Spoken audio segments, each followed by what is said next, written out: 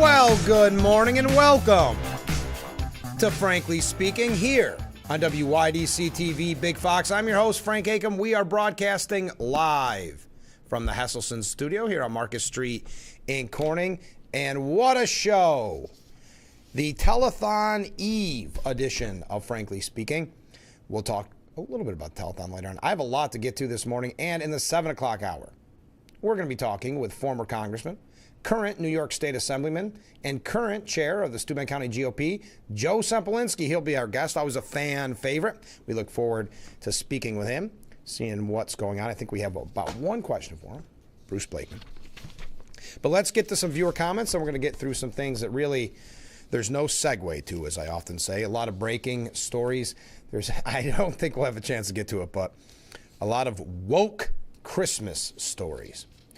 This is a yearly tradition where they tell you not to meet with your family that supports Trump. And then there's the other level of it to prove to you that Christmas is somehow, I don't know, you name it, racist, homophobic, whatever the case may be. There's those stories that normally come out of it. Then you have the politicalization of the birth of Christ, like we saw yesterday with the nativity scene where Jesus, Mary, and Joseph were out of the nativity scene, and it says taken by ICE. All of those type of examples. Hopefully we'll get to all of them. But first, comments from viewers after yesterday's broadcast. This viewer writes in, just heard an interview with Blakeman on the radio, Patriot Radio. He says he's not running against Stefanik. He must not be aware of the primary. No, I think that's his way of, I'm not going to say showing confidence, but saying I'm not focused on Stefanik. I'm focused on Hochul, which is laughable at face value. Comment from a different viewer. As I was watching Fox Live, where the president was being broadcast live, it occurred to me that President Trump is an absolute genius. He is by leaps and bounds the best president ever. Thank you, viewer. Appreciate that. Next up, Mark writes in, good morning, Frank. Well, good morning, Mark. It's looking like Trump is getting bolder as the U.S. seized a Venezuelan oil tanker. And when Trump was asked by the media, what are you going to do with the oil? He said, I guess I will keep it. Yes, we're going to talk about the Venezuelan oil tanker here in just a moment. And finally, this actually came in while we were talking with Sheriff Allard yesterday. And if you missed that, it is up on our YouTube page and at WYDCTV.com. Another great interview with Sheriff Allard. And it's been a little while, so it was nice to play catch up. But Steve sent us in saying good morning, and I'm going to steal that good morning wave, even though it was from yesterday. Not sure if you mentioned this, New York State finalized new regulations on December 1st, requiring major companies and fuel suppliers to measure and report on exactly how much greenhouse gas they release into the atmosphere.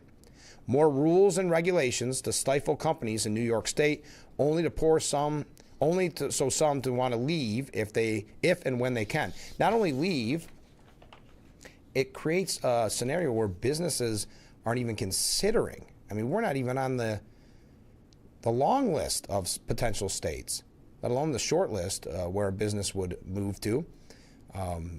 And we go back to Governor Hochul, which I wanted to mention that with Joe. Governor Hochul bragging about being 45th in affordability. We're going to add that to our notes. 45th in affordability, bragging about that. Okay. To Steve's point, New York State has finalized new regulations that require major companies and fuel suppliers to measure and report on their greenhouse gas emissions. By the way, if we have the time this morning, this episode, I hope Climate Fact Friday Bob is watching, because there's a lot of climate facts. Well, not facts, a lot of information about global warming, but we'll continue. The regulations will help track pollution and meet state climate goals. They do not require any emissions reductions, however.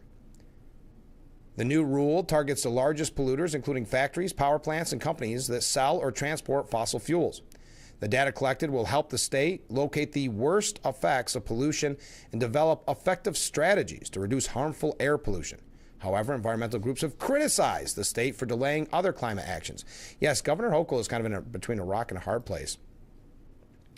That if she knows she's up for re-election in a really tough race against Stefanik, so she had to delay some of these very, very, very costly rules and regulations.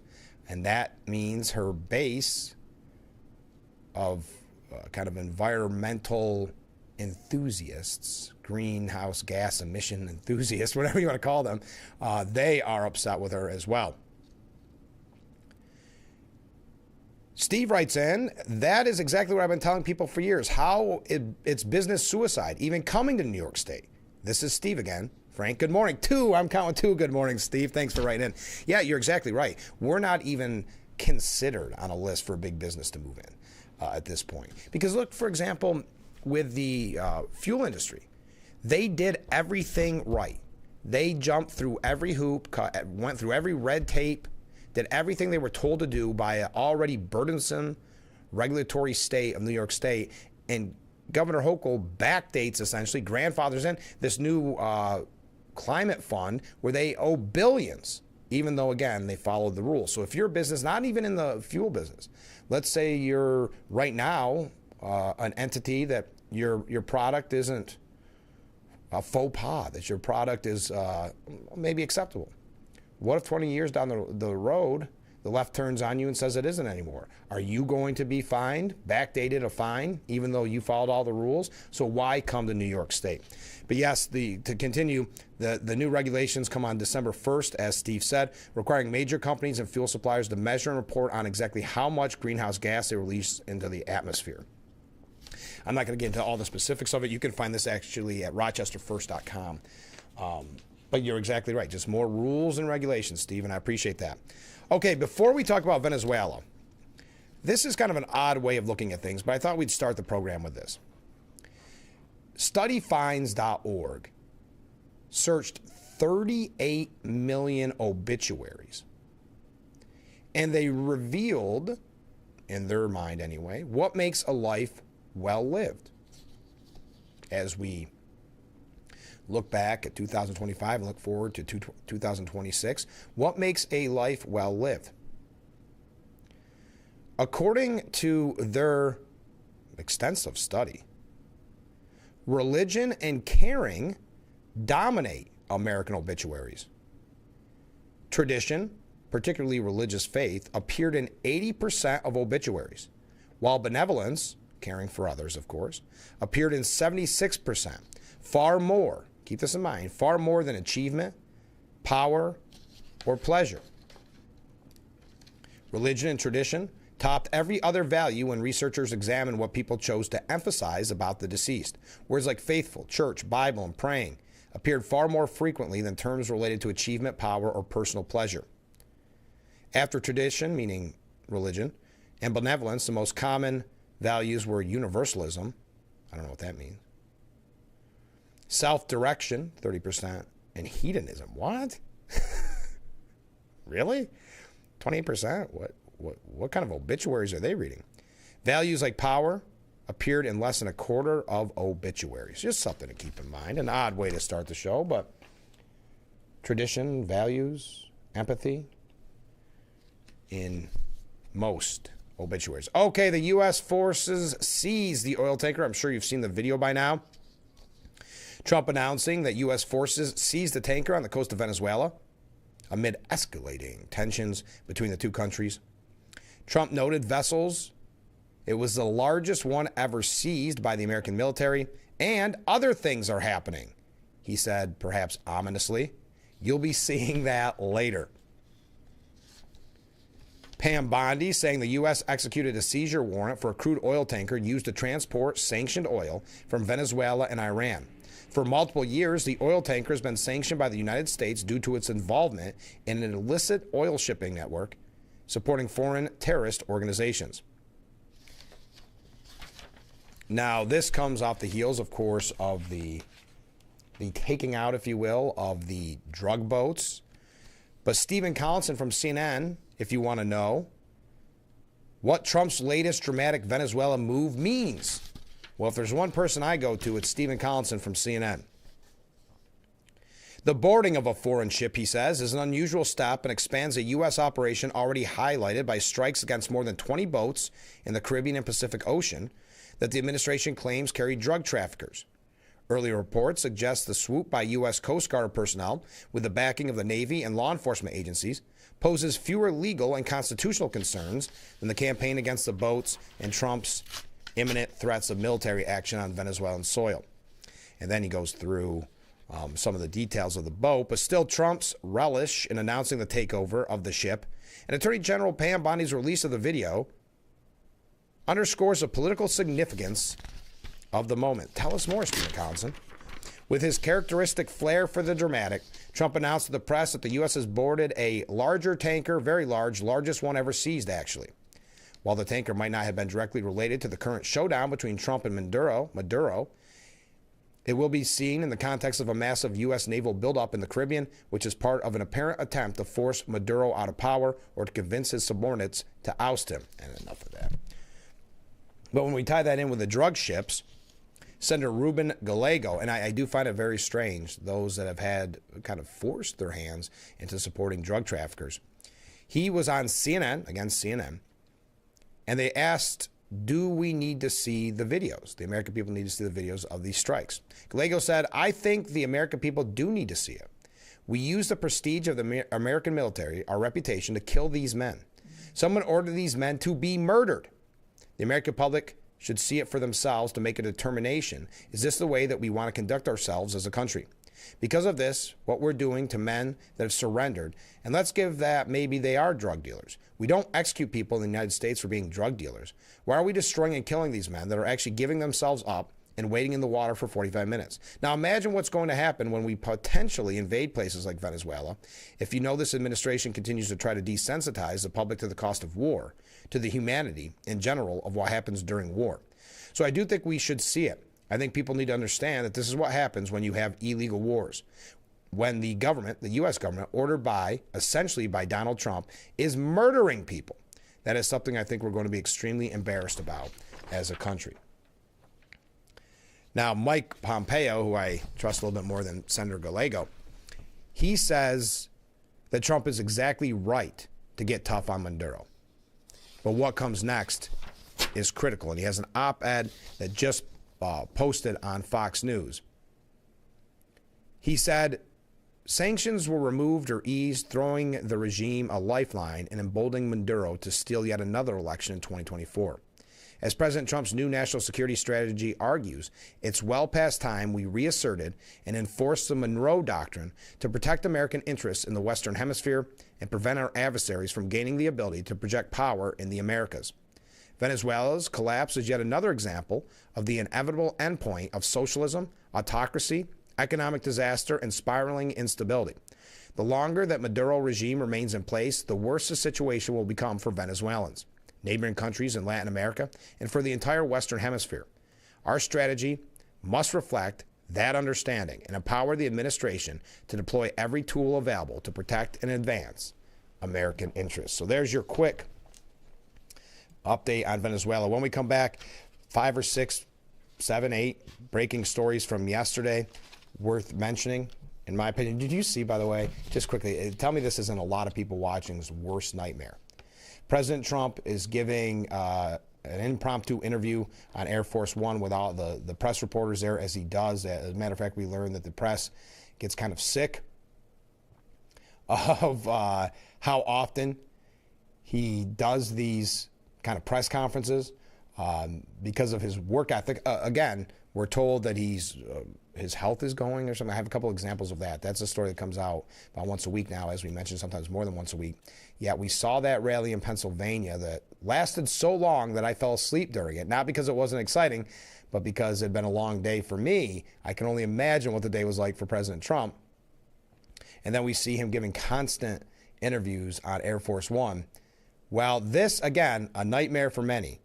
A mid-flight press gaggle aboard Air Force One turned unexpectedly chaotic and instantly viral when a bathroom door behind President Trump suddenly swung open and bumped him mid-sentence, prompting the president to stop, turn, and deadpan, "Hello, somebody's in there, come on out." The press corps, of course, burst into laughter, briefly drowning out the briefing as the unidentified occupant yanked the door shut and refused to emerge again. I don't know if I would ever emerge. I think this sends a signal that staff members, press reporters, it better not be a long trip, because I don't think I would be going into that bathroom anytime soon. Trump had been responding to a question just moments after teasing a reporter wielding a boom mic. You're going to have to take it easy with that thing. It's a government plane, but I'd like to take care of it. Somebody's in there. Come on out. The staffers stayed inside for the rest of the briefing. Oh, yikes. Talk about a nightmare. All right. Anyway, I don't know why I brought that up. I just thought it was laughable. Hey, keep those waves, keep those comments coming in. We're having a blast already, and we're just getting started. I will admit, we are running just a tad bit late, as is normally the case. But that's okay. I want you to be a part of it. I want you to get your questions in for Joe Sempolinski. No, I have a little time. Hold on. I got a little time. Yeah. No, I don't. Look, I already forgot. I haven't taken break one. Stay with us. We'll be right back.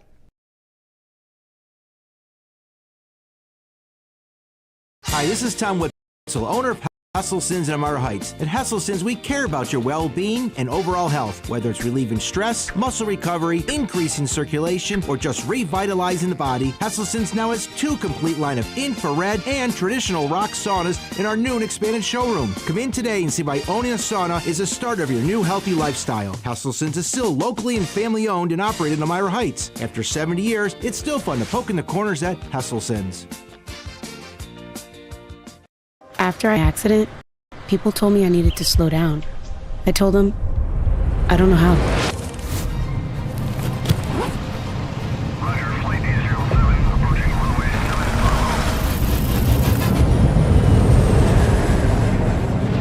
7. I'm not only doing the things I used to do, I'm experiencing things I've only dreamed of.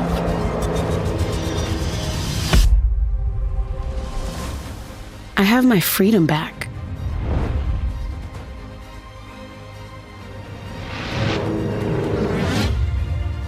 For the first time in a while, I can see all the colors in my life.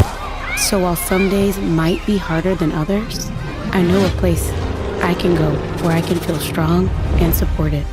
Because with the help of my VA care team, I'm reaching new heights. Take your healthcare career to new heights. Learn more at vacareers.va.gov/PSA. The tide isn't just a gentle ebb and flow.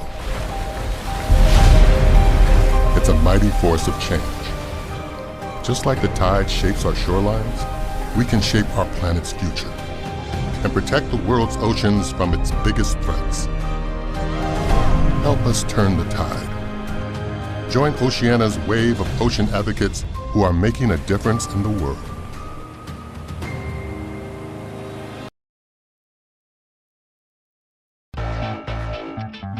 The Frankly Speaking Roof Cam, brought to you by Boss Security and Horseheads. Contact them today for all your business and home security needs. We are back, broadcasting live from the Hesselson studio. As you look at that beautiful view of Market Street, keep in mind it is a little icy out there. So as you're on your way into school or your way into work, maybe leave a few minutes early and take it slow. Okay.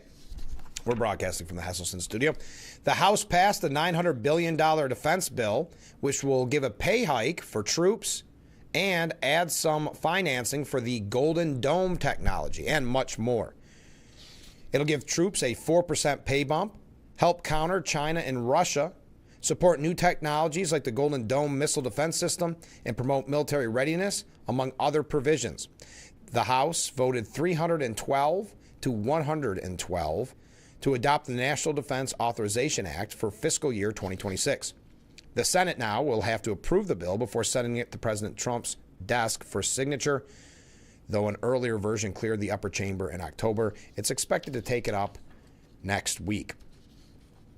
Before the vote, House Speaker Mike Johnson had touted that there are more than 3,000, the more than 3,000-page bill was aimed at codifying 15 of President Trump's executive orders, ending woke ideology at the Pentagon, securing the border, revitalizing the defense industrial base, and restoring the warrior ethos. All right. Also, Trump is backing the Senate GOP bill that will give Americans a $1,500 check for health care. Trump told reporters on Air Force One, "I like the concept. I don't want to give the insurance companies any money. They've been ripping off the public for years. Obamacare is a scam to make the insurance companies rich. Billions and billions of dollars is paid directly to insurance companies. The bill, which has been on track to receive a vote in the Senate this week, is an attempt to reduce mounting costs for the 24 million Americans on Obamacare. A provision in the bill hands out $1,000 checks to eligible Affordable Care Act enrollees between 18 and 49, and $1,500 checks to those between the ages of 50 and 64. The qualifying enrollees' household income must be 700% of the poverty line for their family size or less. That means $109,000 for an individual. For a family of four, it would be as high as $225,000. They must also be enrolled in a bronze level qualified health plan, which make up a third of the Obamacare enrollees, or a catastrophic plan, which makes up a fraction of the total enrollees in the program. Also yesterday, Trump unveiled, no segues here, Trump unveiled hotly anticipated immigration gold card at the White House. Trump told reporters at the White House that it would function somewhat like a green card, letting foreigners become instantly eligible for permanent residency status to work in the United States. Individuals have to pay $1 million to U.S. Treasury coffers, while companies will have to fork over $2 million to keep employees. The Department of Homeland Security will conduct a background check on all applicants to make sure they are qualified. After 5 years, any gold card carrying permanent resident can apply for full citizenship. Trump saying on Truth Social, the United States government's Trump Gold Card is here today, a direct path to citizenship for all qualified and vetted people. So exciting. Our great American companies can finally keep their invaluable talent. Live site opens in 30 minutes. Also, as again, it's a busy day, but the media is telling you, yesterday was, and today will be as well, that Trump is unhealthy. That Trump sleeping all the time. The White House is concerned. We have that story sometimes more than once a week, and yet you and I see with our own eyes his rallies, his press conferences on Air Force One, his nonstop action, and it's a prime example. It's like the economy under Biden. Never mind what you're feeling, never mind what you're seeing. Believe us. But before that, the federal authorities launched a first-of-its-kind task force right here in New York that law enforcement leaders vowed would tackle evolving threats presented by transnational organized crime. U.S. attorney prosecutors, the FBI, Homeland Security, the IRS, and NYPD unveiled the new Homeland Security Task Force, New York, that takes aim at notorious cartels and foreign gangs that set their sights on the Big Apple. The task force would better streamline intelligence obtained across agencies at every level of government.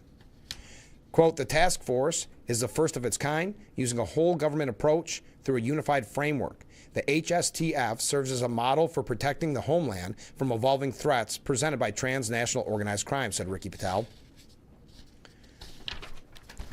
U.S. Attorney for the Southern District of New York, Jay Clayton, said while crime is down, they keep telling us that, but remember, they changed the definition of crime. We talked about that in the past, or how they report it. But anyway, it's still stubbornly too high in vulnerable neighborhoods. Quote, New Yorkers want public safety. They want our parks, schools, subways, and streets to be both safe places and places that feel safe for our families, our children, and our visitors. Also yesterday, I know I'm going all over the place. Also yesterday, House Democrats filed impeachment articles against Robert F. Kennedy Jr., Representative Hallie Stevens, a Democrat out of Michigan, who is running for Senate, filed articles of impeachment on Wednesday against Health and Human Services Secretary Robert F. Kennedy Jr., saying he has turned his back on science. Quote, today I formally introduced articles of impeachment against Robert F. Kennedy Jr., RFK Jr., has turned his back on science and the safety of the American people. Michiganders cannot take another day of his chaos. Andrew Nixon, a spokesman for HHS, said Secretary Kennedy remains focused on the work of improving Americans' health and lowering costs, not on partisan political stunts. Now, this comes off of last week, the articles of impeachment filed against Pete Hegseth by Representative Shri Thandar. Also yesterday, how do you like this day? Before we get into kind of the nitty-gritty, 13 Republicans joined Democrats in advancing a bill to reverse President Trump's executive order cracking down on federal worker unions. The bill, which was led by Representative Jared Golden, Democrat from Maine, who forced a vote on the measure via a mechanism called a discharge petition, is designed to force a vote on legislation over the wishes of leadership, provided it gets support from a majority of House lawmakers. A motion to proceed with debate and a vote on the final bill passage in the House was a 220 to 200 vote. All 209 voting Democrats voted with 13 Republicans to advance the bill, which is now headed for another House-wide procedural hurdle today. If it survives the House rule vote, the final vote to pass the repeal will also take place Thursday. Now, just if you're curious, the Republicans who voted to advance the legislation: Jeff Van Drew from New Jersey, Nicole Maltakis from right here in New York, Nick LaLota from New York, Brian Fitzpatrick from Pennsylvania, Rob Brenshan from Pennsylvania, Don Bacon from Nebraska, Mike Lawler from New York, Tom Keene from New Jersey, Ryan McKenzie from Pennsylvania, Zach Nunn from Iowa, Chris Smith from New Jersey, Pete Stauber from Minnesota, and Mike Turner from Ohio. 5 House Republicans had signed on to Golden's petition, along with 213 Democrats. There we go. Okay, we got to take a break. Got a couple of media updates, and we're going to get into hopefully this woke culture just real quickly. We have a lot about New York State that we must get to, but I really want to bring up, there's 2 stories for Climate Fact Friday, Bob, an early Christmas gift that hopefully we'll be able to get to as well. But we got to jam-pack a lot in, as we have former Congressman, current Assemblyman Joe Sempolinski coming up in the 7 o'clock hour. So stay with us. We'll be right back with Frankly Speaking after this.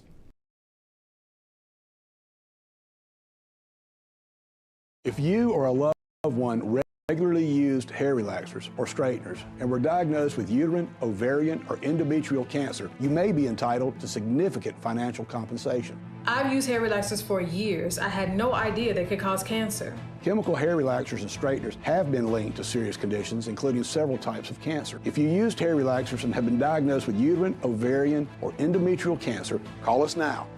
There's no fee unless we win your case. Call today.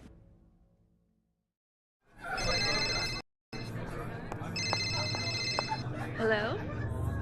Hi, where are you guys? Thanksgiving dinner's almost on the table. What? No, that can't be right. I just saw them last night. A drunk driver? But no, I just saw them. They're gone? They're gone.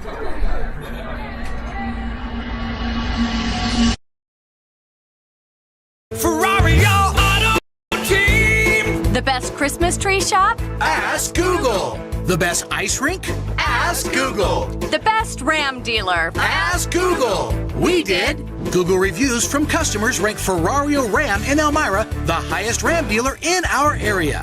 If you don't see me, I can't save you any money. Wrap up the year's sales event going on now. Visit Ferrario in Elmira or at Ferrario.com.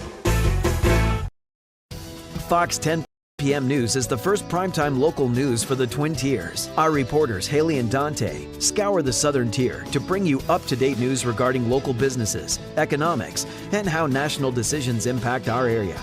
If you're not near a TV, don't worry. You can also catch our 10 p.m. news live on WYDCTV.com/livestream. Don't miss Big Fox 10 p.m. news on WYDC, on TV, or our website. The Frankly Speaking Roof Cam, brought to you by Boss Security in Horseheads. Contact them today for all your business and home security needs. We are back broadcasting live from the Hesselson studio here on Marcus Street in Corning. The White House is in a state of panic as Trump keeps falling asleep and he gets angry. Now, what's interesting about a lot of these stories are they are based out of the United Kingdom. But they write these stories, and then places like Drudge Report and others can publicize this as if, and link to it, as if we should be concerned about Trump's health. We should ignore what we saw at the rally in Pennsylvania earlier this week. We should ignore the reporters whining about how many press conferences he does on Air Force One. what a joke. But we have these once a week, and I just try to present them to you to show you just a quick look at the media. Because this same media told us for 4 years, never mind what you're actually seeing, never mind what you're actually experiencing with the president's health, of Joe Biden, that is. It wasn't until their hands were forced because of the disastrous debate that they finally were forced to report on it. And if you read that book about it and the media's role in it, that's exactly what that is. That was a kind of a, oh, no, now we're doing the reporting after the fact. And there was people in the book quoted as saying they knew about it. Or you remember Joe Scarborough said, well, I never saw it with my own eyes. Well, did you see the videos, Joe? Did you see what we saw when he was rambling and running around these various events where he was getting lost? I mean, but now the nonstop reporting that the White House is in a state of panic. And a lot of it has to do with a big Trump foe, someone that cannot stand Trump, which is Michael Wolff. So he claimed on Wednesday that Trump's seemingly frequent habit of nodding off during meetings and events has left staff with no idea what to do. He said, quote, I never remember Trump falling asleep. It used to be he got bored and then would walk out. You can't wake him up because the cameras are rolling. Everyone is in a low-level panic all the time about Trump falling asleep. Thank you, Express, out of the United Kingdom. Or how about this?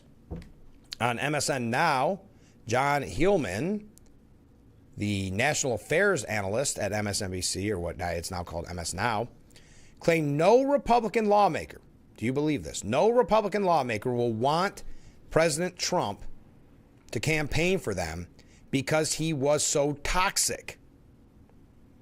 Boy, I wish I was up for re-election for Irwin Town Council. I'd have him come. If you look over the course of the last 10 years, we've had Donald Trump in our lives. You can measure the decline in his mental acuity. You can measure it by looking at the interviews he gave in 2015 and 2016, looking at them now in 2020. Look at them now. His vocabulary has reduced dramatically. The complexity of the words that he uses, he rarely uses multisyllabic words anymore. He says the same words over and over and over again. Yes, this is another example of reporters all of a sudden very concerned about mental acuity. And you know what their argument is? We had this the other day, was, well, you were complaining that we didn't mention it under Biden, so now shouldn't we go even more forceful? Shouldn't we get more of a magnifying glass on the president? Anyway, that's enough of those. But we have to have our weekly update, and I'm surely not going to bring it up during the telethon tomorrow, the Salvation Army telethon. I'm glad that naturally came up, because tomorrow is the telethon. Get ready. We're going to have a blast. We've got special guests. We've got great music from the Crystal Chords, Doc Possum. We are just going to have a lot of fun. So I hope that you will spend a little time with us tomorrow. And by the way, please send in comments tomorrow, whether it's wishing someone a Merry Christmas or maybe a message for Christmas or for the Salvation Army or really whatever. We may have a little time to talk news and politics tomorrow, but not a lot, because a lot of it's going to be focused on just kind of the getting into the Christmas spirit and celebrating the amazing work that the Salvation Army of Corning is involved in. We are going to, if you haven't met them yet, met the new captains, we're going to meet them, find out about their background, find out about their goals for the Salvation Army of Corning. We're going to do what I believe, it would have to be, we're going to do our last interview with Corning Mayor Bill Boland, as he is set to retire. And of course, we've interviewed Pam Walker, the mayor-elect. But Bill Boland is going to join us tomorrow. We'll just take a little look back at some of our time together and what he thinks of as his biggest accomplishments, biggest fondest memories, these type of things. So we'll talk with the mayor. We're going to talk with Assemblyman Phil Palmisano, many others. So you want to be a part of tomorrow's show, but please donate to the Salvation Army of Corning. All right. I promised you I would bring up a couple woke stories, and we're going to go through them quick because we have to take another break. A California social media influencer, which is a red flag right there off the jump, is facing backlash for having a decolonized Christmas as she gets rid of traditional foods and presents. for native and indigenous recipes and gifts. Her name's Elise Bonilla Myers. Her handle, gluten-free girlfriend on social media. She shared different recipes to her social media accounts that were gluten-free because wheat, barley, and rye are not native to the Americas. She said the perfect Christmas cookie is, griddle masa made from a form of corn flour mixed with lime or culinary ash, and its nutrients become more bioavailable and it becomes more tender. She said a decolonized Christmas takes shape in many ways, including the gifts which she is purchasing from native-owned businesses this year. The shop list includes an indigenous, Hispanic, and woman-owned tea business, a Navajo corn product purveyor, a Washington state-based business for the Shinnecock tribe, and fashion company famous for its You Are on Native Land clothing. Boy, that is not someone you want to get on, have them draw your name for Secret Santa. She also went shopping for gifts at a Los Angeles market operated by a local tribe that had over 30 vendors and featured artwork and wild rice. Now, her social media followers called out her ideas, pointing out her hypocrisy. That one friend that's too woke, said one user. Performative final boss, said another. Fighting pretend issues. How are you going to decolonize a religious holiday that has no relations to America or indigenous people and colonization? Generally asking out of curiosity, said one user. How about this, said one user. You can celebrate indigenous culture by going outside and touching grass, or not using a phone, not using electricity, not using modern bathrooms, etc. Then you had Joy Reid, the former MSNBC host, on her podcast. She shared a video that suggests that Jingle Bells is racist. They suggest that the song was written by a racist Confederate soldier and that it was rooted in minstrel shows.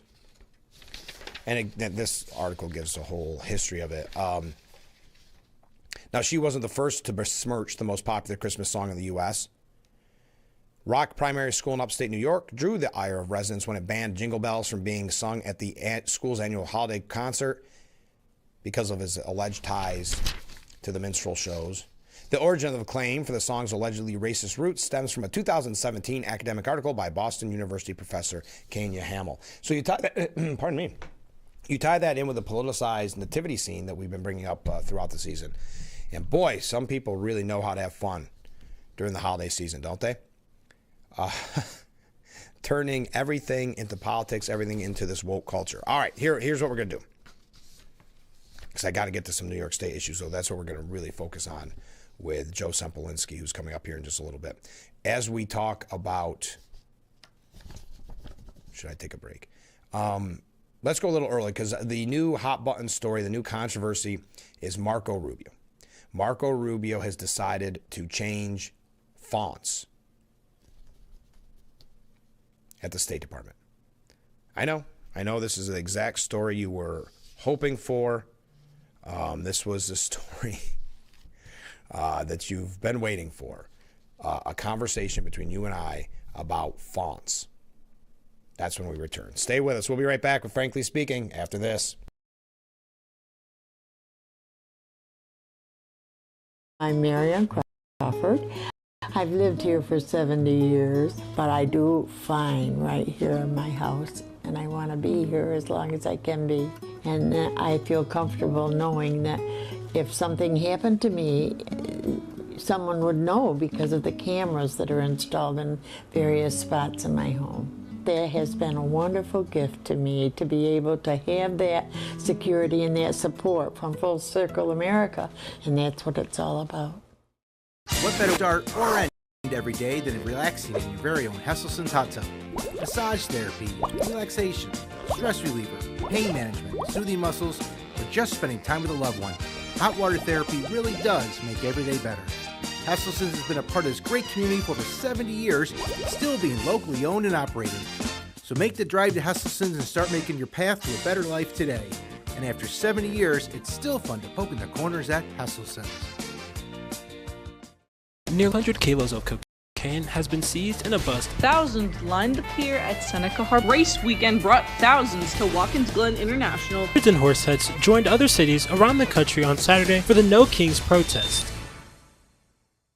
After work, reduce your stroke risk. The initial treatment for AFib is often to stabilize your heart rate, but controlling your heart's rhythm may be just as important for long-term health. Ask your doctor how to get in rhythm and stay in rhythm. Learn more at The Frankly Speaking Roof Cam, brought to you by Boss Security and Horseheads. Contact them today for all your business and home security needs. We are back, broadcasting live from the Hesselson studio here on Market Street in Corning. I mentioned the Salvation Army Telethon is tomorrow, so make sure you tune in, get yourself in the Christmas spirit, and then as you continue that Christmas spirit, go to the City of Hornell's third annual Christmas at the Square concert, and it's the next day. It's Saturday, the 13th. From 3 to 6 p.m., the city-sponsored event will bring residents and visitors together for an afternoon filled with festive music, local vendors, and holiday cheer in the heart of downtown Hornell. Our good friend, Hornell Mayor John Buckley, said, "We're thrilled to continue this tradition for a third year.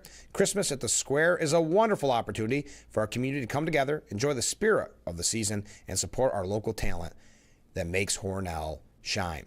Music performances by Ellen Oaks Kerr, the Intermediate School Select Choir, the High School Show, and jazz choirs.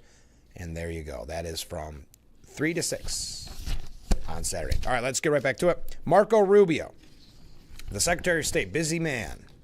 He directed all diplomats to revert back to using the Times New Roman typeface font in official communications, and criticized his predecessors for shifting to Calibri, if I'm pronouncing that right, a font deemed too woke for the Trump administration. 2 years ago, Rubio's predecessor, Antony Blinken, switched to Calibri, a softer, simpler shaped, and wider font than Times New Roman, in part to assist individuals with certain visual disabilities such as low vision and dyslexia. Switching to Calibri achieved nothing except the degradation of the department's official correspondence, Rubio wrote in an action request obtained by Reuters. Times New Roman has long been a classic letterhead in books featuring narrower and more formally shaped letters relative to Calibri. I know this is just such a hot button issue. I know that you're sitting at the edge of your seat. The State Department used Times New Roman as its official font starting in 2004. Okay, now I'm getting way too much in the weeds. This is what Rubio wrote. To restore decorum and professionalism to the department's written work products and abolish yet another wasteful diversity, equity, inclusion, and accessibility program. The department is returning to Times New Roman as its standard typeface.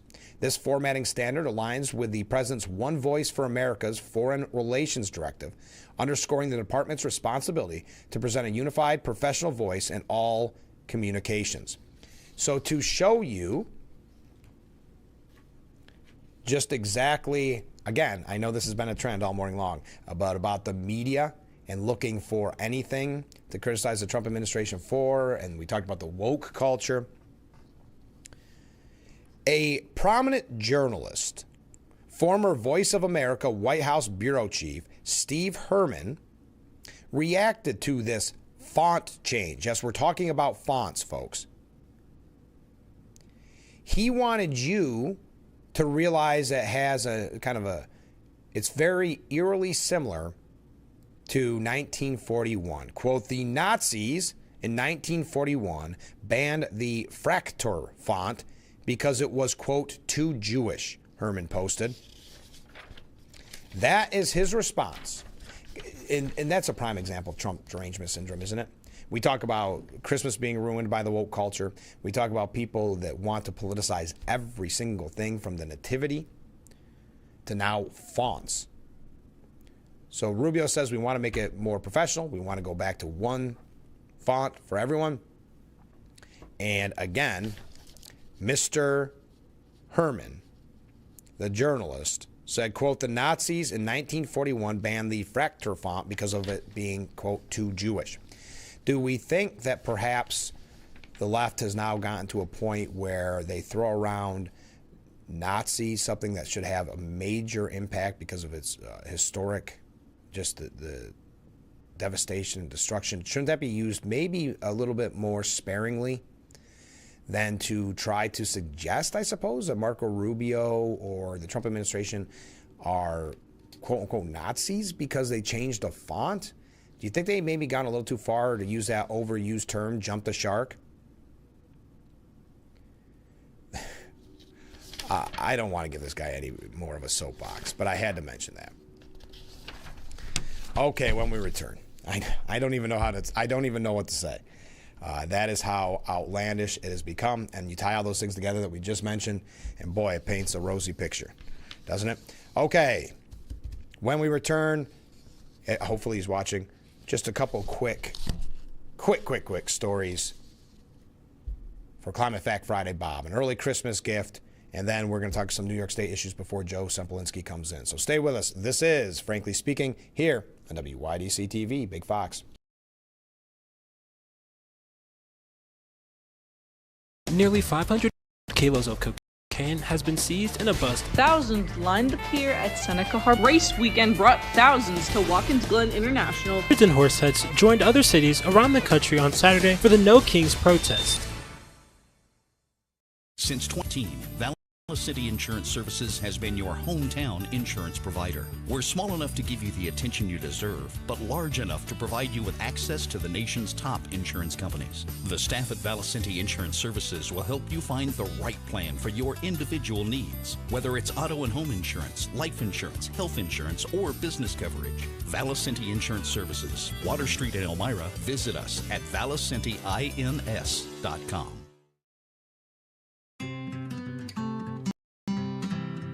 It started with a cake of ivory soap. The teacher said, well, each one of you has a cake of ivory soap. See what you can make. And I did a bird. I'm like a farmer that plants the cornfield and can't wait to see the sprouts and the corn come up and then harvest it. I'm sort of like that. While hospitals have doctors and nurses, we have mom and dad. Because at Ronald McDonald House Charities, we help families feel at home, even when they can't be.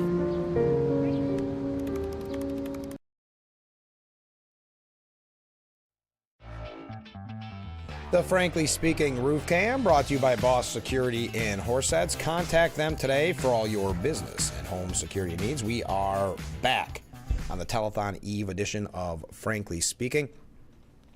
Let's go to some viewer comments. Steve writes in, later today, the Senate is going to vote on two different packages that they each want to offer for health care.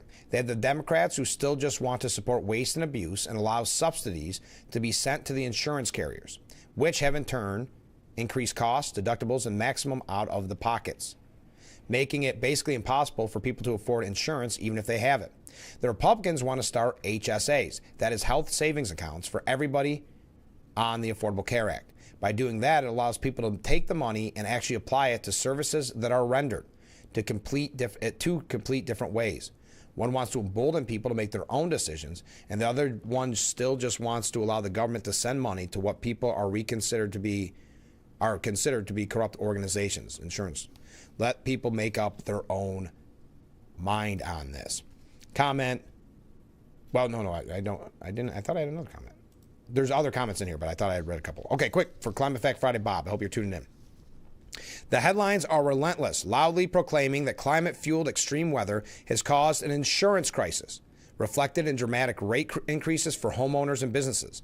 Some warn that total economic collapse may soon follow. But as is often the case when it comes to apocalyptic warnings related to climate change, real-world data doesn't support the narrative. This is by Roger Pilk, Jr. In reality, the insurance industry, which provides coverage related to hurricanes and other extreme events, is enjoying a streak of record profits. Defenders of high premiums say it's because it's much more expensive to insure homes because of climate change.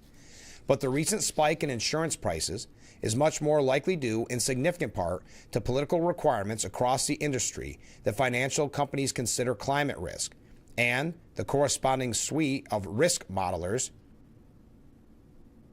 established to meet the newly created demand. Now, it goes basically what it's boiling down to is insurance companies are making record profits off of climate change panic and not based in facts. You can find this at the New York Post if you're interested. As far as the actual effects of changes in climate on expected annual losses in the insurance industry, a catastrophe modeling firm, long predating the climate risk industry, estimates an annual impact of just 1%. Insurance companies have spent many decades eliminating risk. Perhaps regulators should allow them to come to their own conclusions, rather than insisting they use dodgy science and charge customers even more. Also on that, coming from The Hill, and this is by Vijay Jiraji, the collapse of the Paris Agreement and the unmasking of the net zero illusion were never hard to predict. Not for anyone with a shred of intellectual honesty. It didn't take a fancy research title or an advanced degree. The writing was carved deep into the stone of energy reality, which no press release, no activist lobby, and no billionaire-backed foundation could erase. Most nations, particularly those early in the process of building their futures, offered only empty nods to the climate targets. Their participation was a transparent quest for political leverage. The climate crusade survived by hijacking the political class, manipulating data through compliant scientists, and converting media empires into megaphones of fear. Bill Gates stepped away from the front lines of climate alarmism in a recent essay that we mentioned. So the idea is the climate cult's disillusion is inevitable. The climate cult declared war on the very engines that lifted humanity from hunger and hardship. Its legacy is economic vandalism and moral decay. But the spell is breaking, and what's emerging from the rubble is not despair, but liberation, a long-awaited return of reason to a world held hostage by fear. Okay, we got to take our last break and then wrap up this hour as we get ready for Joe Sempolinski. So stay with us. This is Frankly Speaking.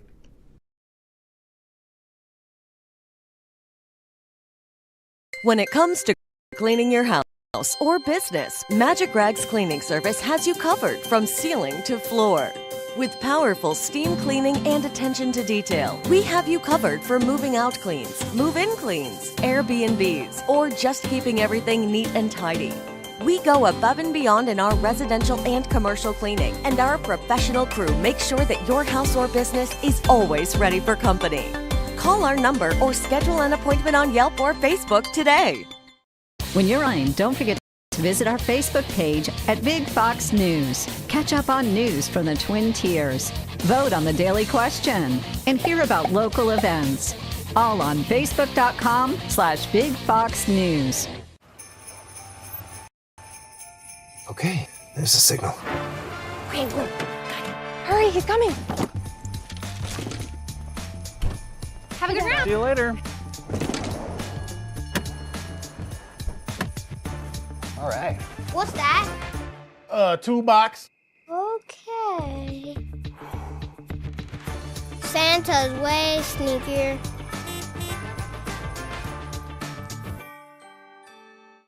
Do you worry about how much someone drinks? Do you feel neglected or unloved? If you answered yes to any of these questions, you are not alone. Al-Anon and Alateen can help. Call 1-866-200-0223 or visit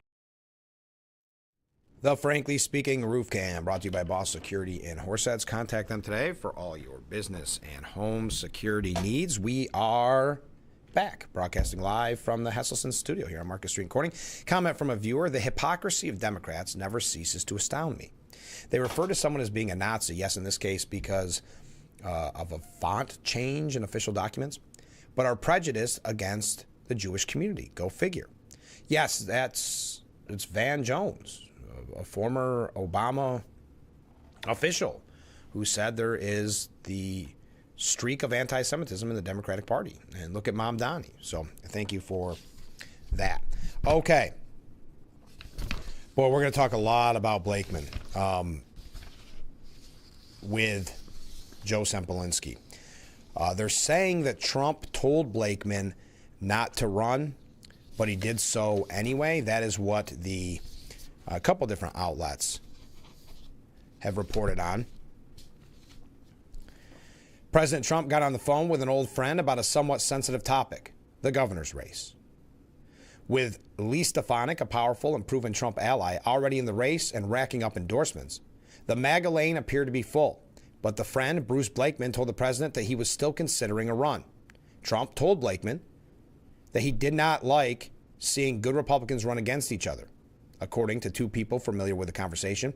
Even so, he did not explicitly tell Mr. Blakeman not to run. That's interesting because you've got two different outlets that say the opposite, that he did tell him not to run. This outlet was, well, it's from a reporter in Washington, D.C., but it doesn't say. Bruce Blakeman's announcement that he's running for governor against Stefanik caught many by surprise, not at least of which was the White House. So now Trump didn't even know. Days before the Nassau County executive said he would challenge Stefanik, President Trump called Blakeman to discourage him from running. According to three sources with knowledge of the conversation. Ooh, this has three sources. The other two were a little different. Trump told Blakeman such a campaign would be a waste of time and resources because polling indicated Stefanik was a favorite to face Hochul. On Tuesday morning, Blakeman announced he was running anyway, complicating what Stefanik believed would be a cakewalk to the nomination. Now, the reason that Trump would call, because Trump went through this. Trump said, I was privy to that meeting. I could be an anonymous source, but I would be they could use my name. I was in the meeting at Trump Towers where people were trying to convince Donald Trump to run for governor. This, of course, before he ran for president. Trying to convince him. And his only stipulation was essentially, I don't want a primary. And instantly, the Republican machine in New York that is so used to losing set out and got a primary challenge for him. So what was good for the country, bad for New York though, was that President Trump ultimately said, okay, then I'm going to go run for president. And he went down that golden escalator. The same one, I don't know if I guess it would be the same one that we wrote up to try to convince him to run for governor. It wasn't just me. I still don't know how I got into that meeting, just to be honest with you. But there was probably 20, 30 Republicans in that room trying to convince Donald Trump to run for governor. And the same thing happened. So Trump knows when he calls Blakeman, you don't want a primary. But Blakeman, some are saying it's because of ego. Some have even suggested it's because he wants to be a spoiler and have Hochul win. To me, it's upsetting, but it seems to be stereotypical almost of the Republican Party in New York State, always setting themselves up to lose, especially statewide. That's not at the local level. We've got a great chair coming in just a moment, Joe Semplinsky. But speaking of which, his ears must be ringing. We were just talking about you, Joe. We were just talking about the Blakeman race. But Joe Semplinsky is in the studio. We're going to take our last break and get ready. Get ready. The Assemblyman's here. We'll be right back with Frankly Speaking here on WYDC TV, Big Fox.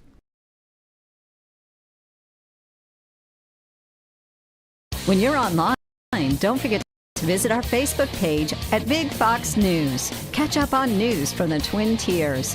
Vote on the daily question and hear about local events. All on Facebook.com/Big Fox News. It's 10 p.m. somewhere. Do you know what your kids are doing online? Brought to you by Ferrario Jeep.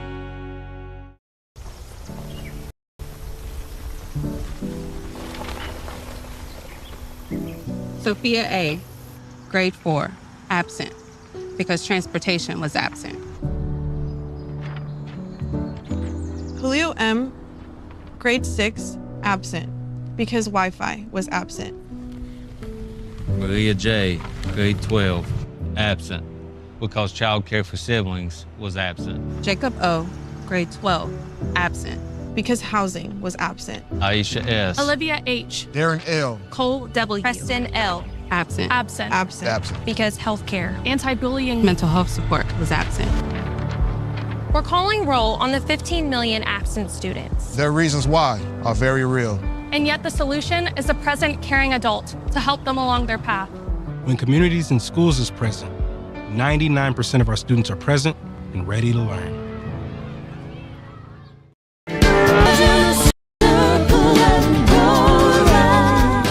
Youth Clubs provides professional and technical assistance to all our affiliate clubs all around the world. We already have 44 countries that are behind us providing safe spaces for kids, but there are 160 other countries we'd like to reach out to. Yeah. Right, Rod? Exactly. We need you to help fund the World Youth Clubs and make their dream come true. You're one Big Fox, WYDC TV.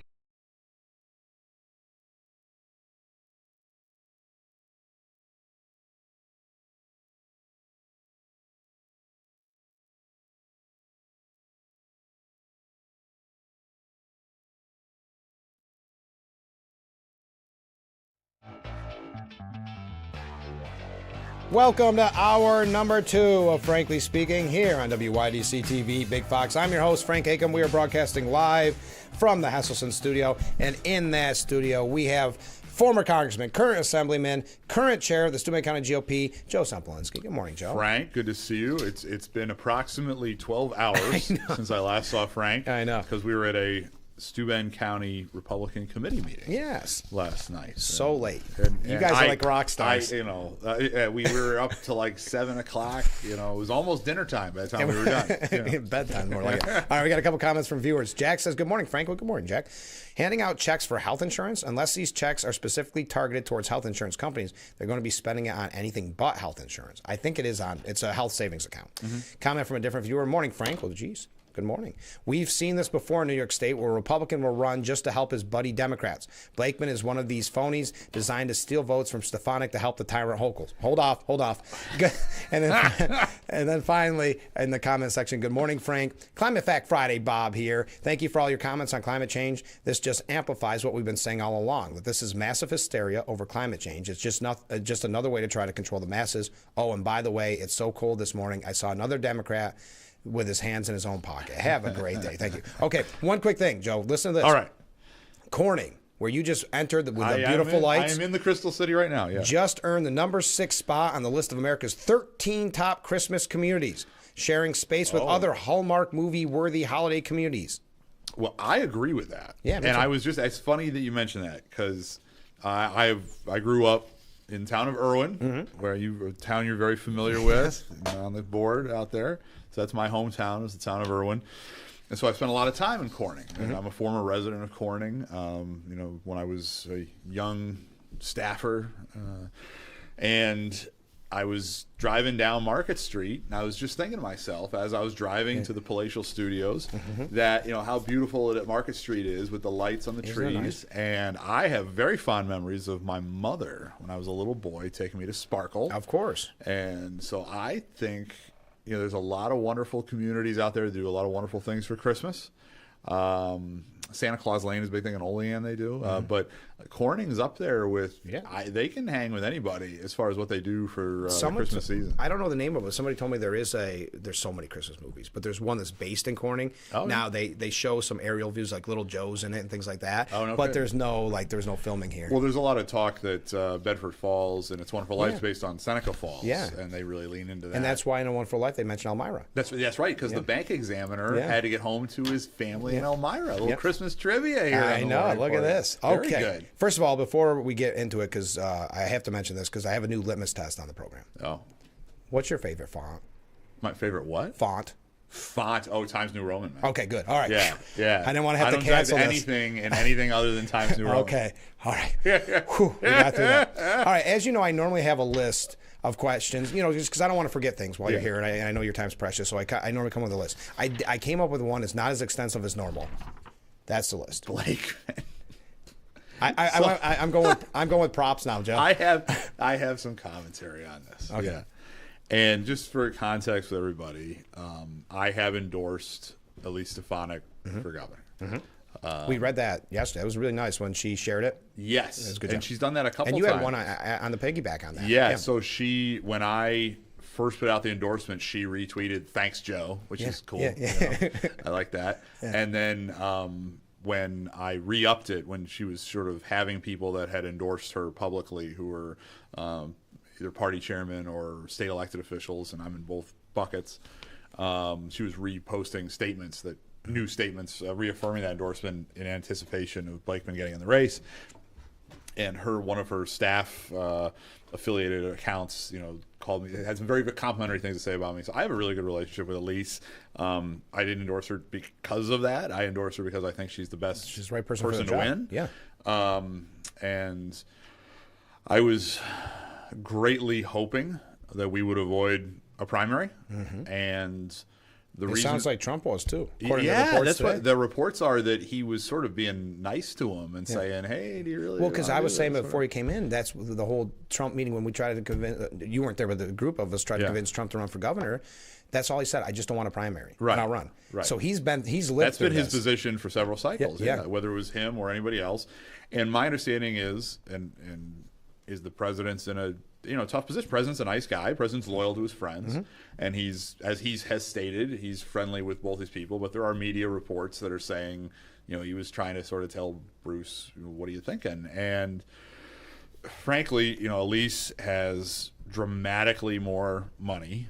She's got a national profile where the county executive sort of has a regional profile. He's coming off an election where he's spent down all his funds.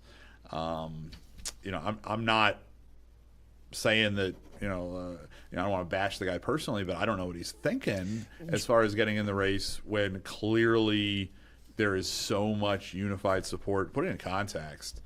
Congresswoman Stefanik, she's got nearly all of the county Republican chair people. I think it's 50 out of 62. Yeah, 58. I think. Yeah, 58. Yeah.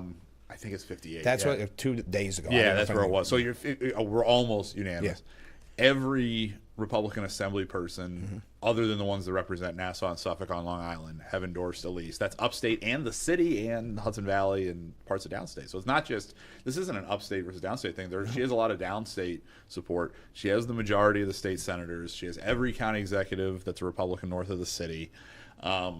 This is really broad support from people of different ideological dispositions, people from different geographic areas, people from different backgrounds.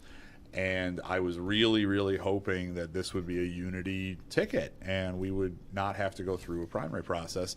And the reason for that is not any sort of, trying to cook it as a party boss or something. It's the simple reality that in New York State, it's an uphill battle anyway. We're outmanned as far as voters. There are more Democrats than Republicans. So the Democrats can play games. They can, have infighting and then still win elections. We need to really be on our game, and we've got a person who has higher name ID than anybody that's ever run getting in the race. And this is like her spokesperson said, a once in a generation or once in decades opportunity for Republicans. This is no negative to any of our previous governor nominees who I have a good relationship with every single one over the last several of them. But when they got in the race, outside of where they were from, they weren't very well known. For the last 6 months, wherever I go, people are like, "Is she going to do it? Is she going to do it? Is she going to do it?" So people know who she is. We're not. She's from the North Country. I'm from the Southern Tier. We're from a different spot in the state, and people still know who she is. She's got an enormous fundraising apparatus. She's sitting on a ton of cash.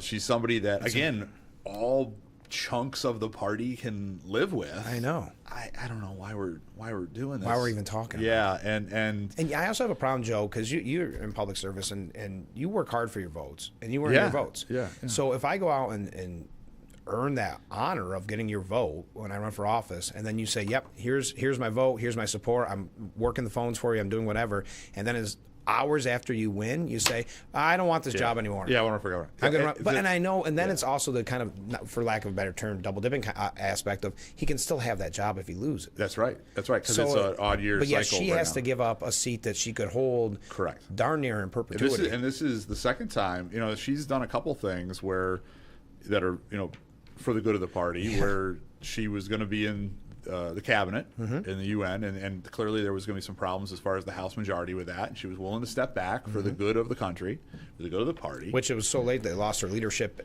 level. That's right. It's just she's in a different leadership position than she was, and now she's willing to step up and run. And this is not like you're running for governor in a super red state where it's the obvious sort of next step, and whoever's the Republican nominee is going to get it. This is we were nervous that she wasn't going to. That's right. This is take a serious race that she's doing for the good of the state of New York.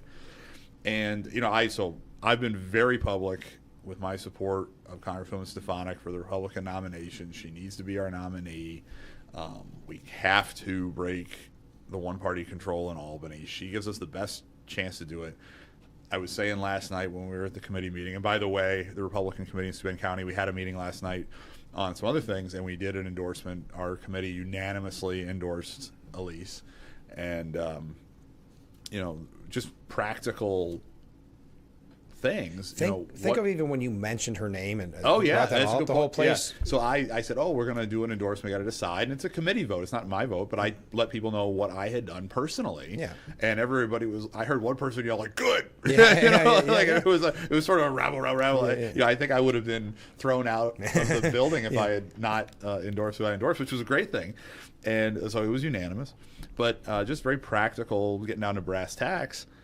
Think of what myself, Mr. Palmisano, Mr. O'Mara, Ms. Bailey, Mr. Friend, if we had a partner in the executive, us as your legislative representatives, how much more we could do for the Southern Tier and for the Finger Lakes region, and having somebody that's working with us as opposed to working against us. This is the future of the state of New York, and we need to be unified. My hope is that hopefully we get to the convention and Mr. Blakeman doesn't have enough support. Because what happens next? So if he doesn't get the support from the chair, then he has to go out and get the signatures? Yeah, so that is correct. Yeah, so for statewide office, it's a little different than local office. So for myself, it's a petition process. I put petitions on the street, and I get a requisite number of signatures. Then I'm on the ballot. If anybody else gets those signatures, they would be on the ballot either in a primary or in the general election or what have you. So for statewide office, there's two mechanisms. And one is a convention. There will be a convention that will happen in late February. The state Republican committee will meet, and everybody has a weighted vote based on the strength of the Republican Party in their district area. And if you get more than 25% of the weighted vote, then you are automatically on the ballot for the primary. If you get more than 50%, you are the designee. So you're sort of the official candidate, but there's no sort of more, it doesn't freeze out the primary in any way. So obviously if you get above 75%, then you preclude anyone from getting on through the convention. And Elise is like, she's already, I think, above that or right on it or whatever.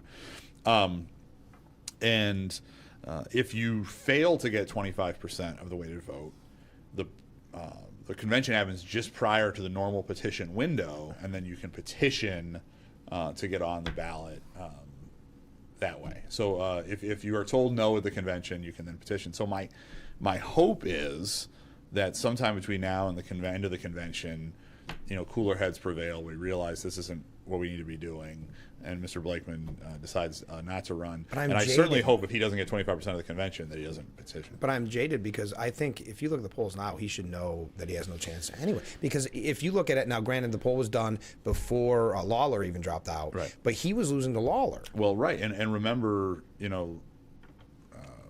this is something where, and I love Mike and I get along with Mike, but even Mike's a great member of Congress, but Elise's rate of is even higher. So this is something where, again, I don't know really what he's thinking, and I think it's not in the best interest of the Republican Party to have a primary. I think we need to unify behind Congresswoman Stefanik, and I think if we can achieve that sometime, hopefully as soon as possible, we will have the best chance to win in November of 26, which is what this is all about. It's about winning the governor's race.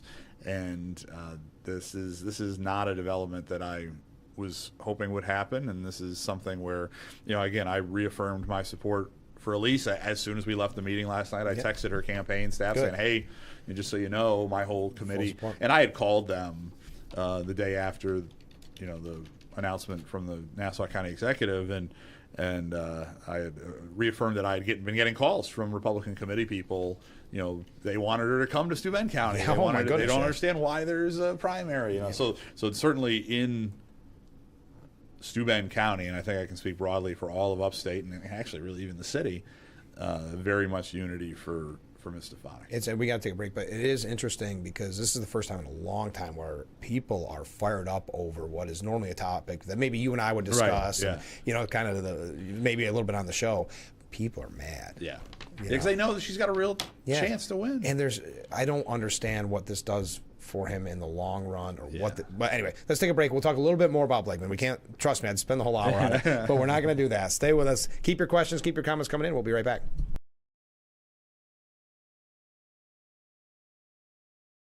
Don't have time to go to the gym? The health club is not an option?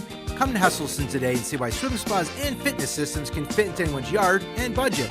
12-foot, 14-foot, 15-foot, 18-foot dual temperature hot tub and swim spas are all on display in Hesselson's indoor and outdoor showroom.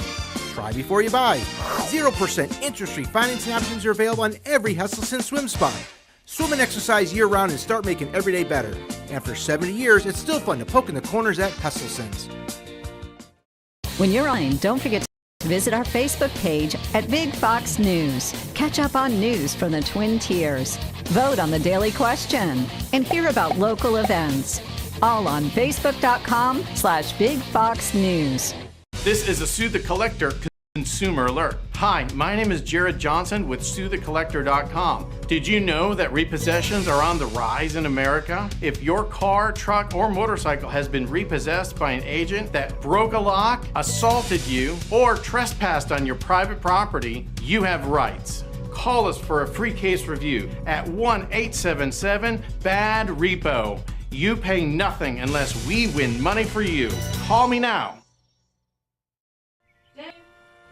Danny. Danny. Danny, she's overdosing. When no one else knows what to do, it's gotta be you. Carrying the Lock Zone, you could save a life. Today's students are tomorrow's great thinkers and innovators. What can this ball teach us about the way things move? But right now, millions of kids go to schools that don't have the supplies they need just because of where they live. Donors Choose is a nonprofit that lets you support students and teachers in your community and beyond. You could supply a classroom like this one with a project. But what you're really giving is the moment that sparks a brighter tomorrow. Learn more at Donors.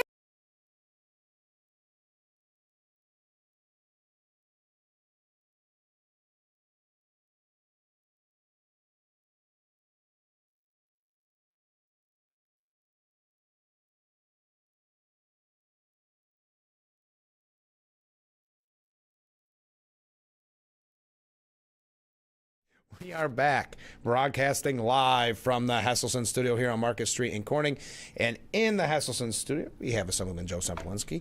All right, Joe, we got a couple comments from viewers. When a candidate wins an election for county executive and then immediately decides to run for state office, his loyalty to the taxpayers must be questioned. That's true, yeah, because he could have said, hey, I'm not going to run for re-election, because I want to run for state office, that sort of thing.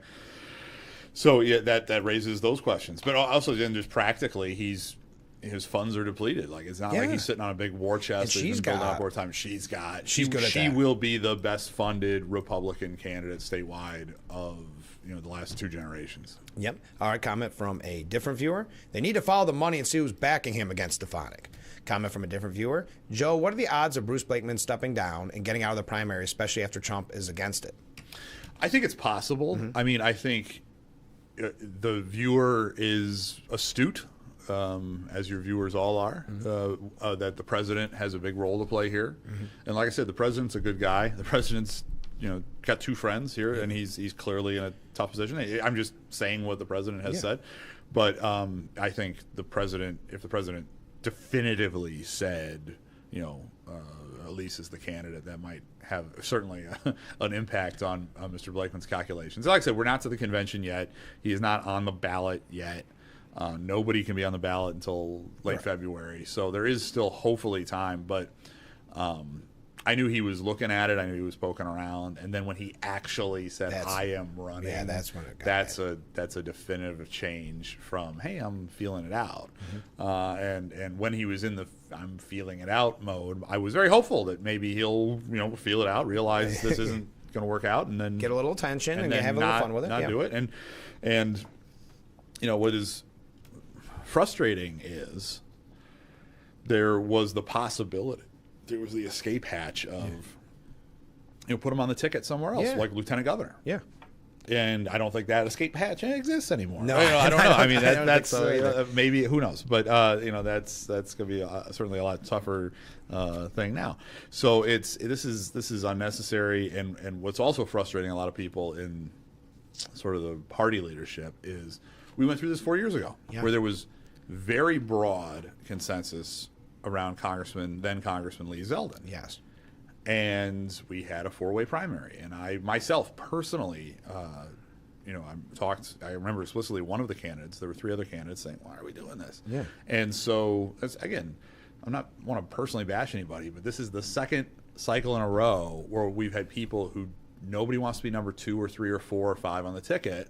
They all want to be a number 1. And well, guess what? When you have a consensus, 4 years ago we had a consensus around Mr. Zeldin. This time we have a consensus around Ms. Stefanik. We have a consensus, and people are still willing to at least have a discussion about other slots on the ticket. Why are we forcing primaries for the top slot? You know? It's not a knock necessarily on anybody specific. It seems like this is what we do as New York Republicans. Yeah, that's what makes it so frustrating. It is frustrated is a good word. Yeah. I think that was my reaction when it became clear that he was actually going to announce. Frustration would be my main reaction. Ken writes in, does Joe know if Blakeman can return to his executive position if he doesn't win the primary governor seat? We talked about this, Ken. Yeah, he was just reelected. He hasn't even started his second term yet. Yeah. His second term doesn't start until January. He's still in the end of his first term. So, yeah, if he is not elected or nominated to an office, he's got because of the even year election law, he was elected to a 3-year term, not a 4-year term. You know, we can get into all that. But yeah, he for calendar years 26, 27, 28, he's the Nassau County executive. So he's in the captaincy seat in that scenario, and then you've got Stefanik again, who's giving up a congressional seat, congressional seat that could be a safe congressional seat. She could be in, if she wanted to. Yeah, she could be in that seat for the next 50 years. Yeah, exactly. And yet she gave that up for the good of the state. Yes. When Blakeman's giving up nothing. Yes. I don't want to beat a dead horse. I will say if he gets a nomination, I got a lot of explaining to do. Yeah.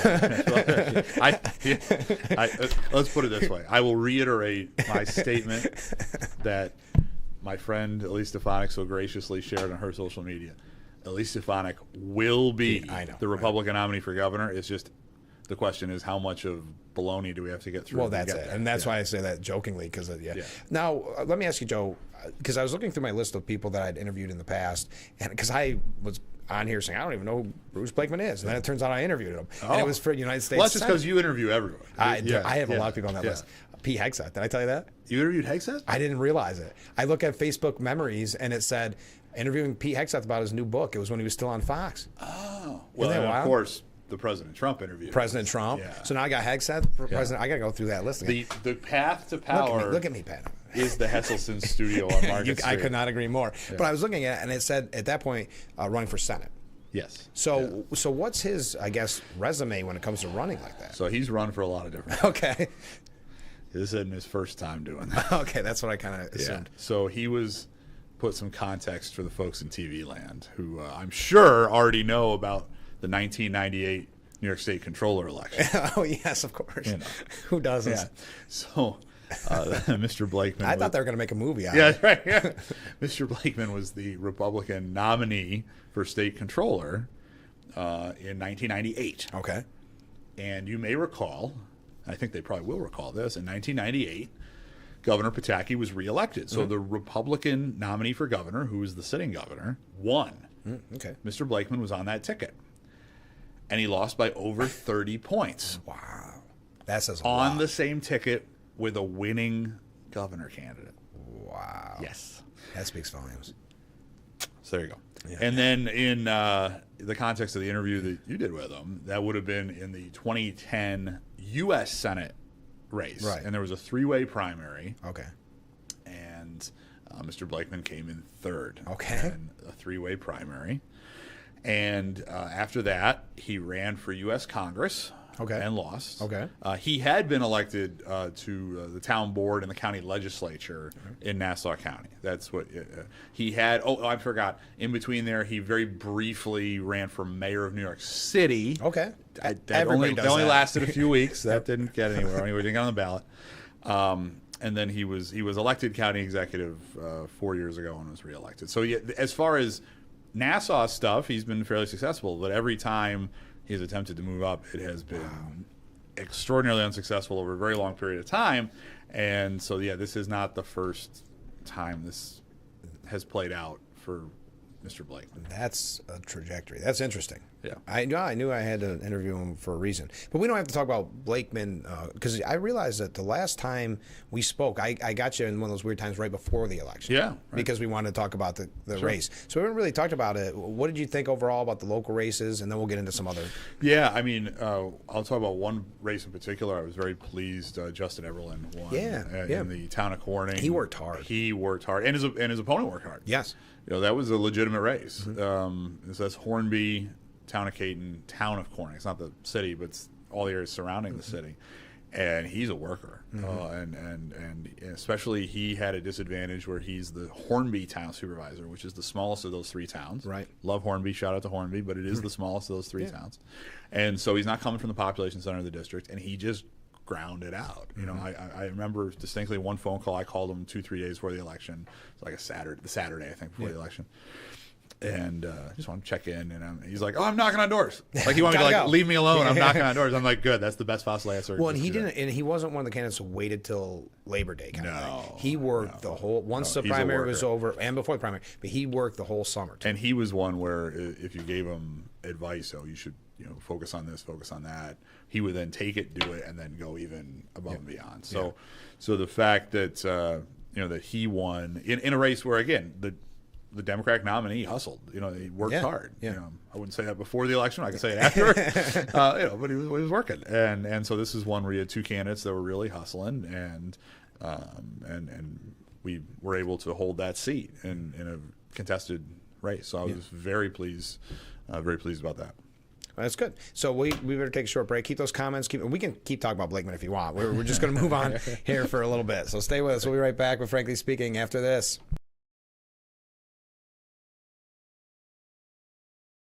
Some people who need Social Security disability benefits go to their hearing alone and get turned down. Not every lawyer will appeal a denial after your hearing. I will.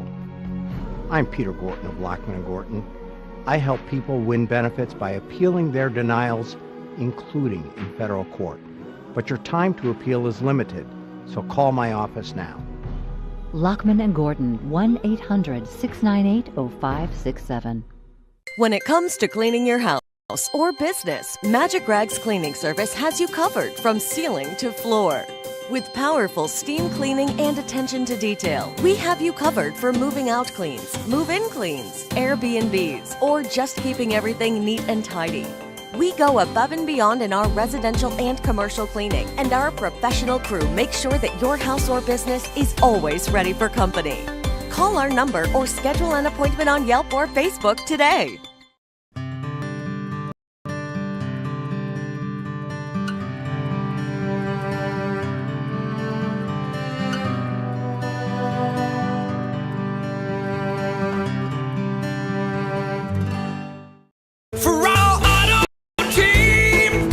Hot cocoa shop? Ask Google.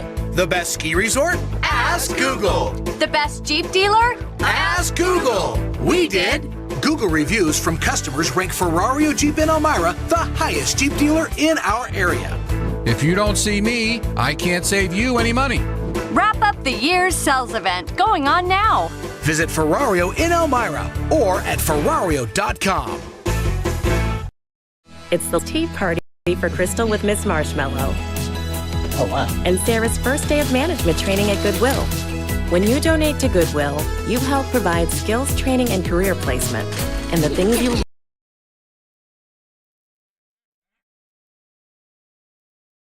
Welcome back to Frankly Speaking here on WYDC TV Big Fox. I'm your host, Frank Hakem. We are broadcasting live from the Hesselson studio. In that studio, Joe Sempolinski.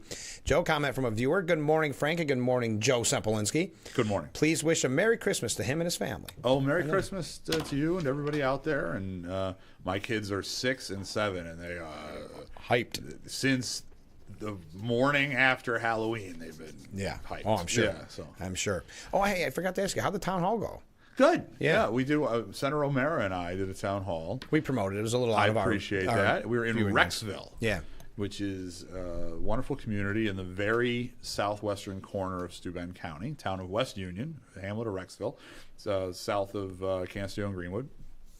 And obviously the Canisteo, Greenwood, Jasper, Rexville, Troopsburg area is where I represent in Steuben County, and it's been an area that's had some flooding issues over the last several years.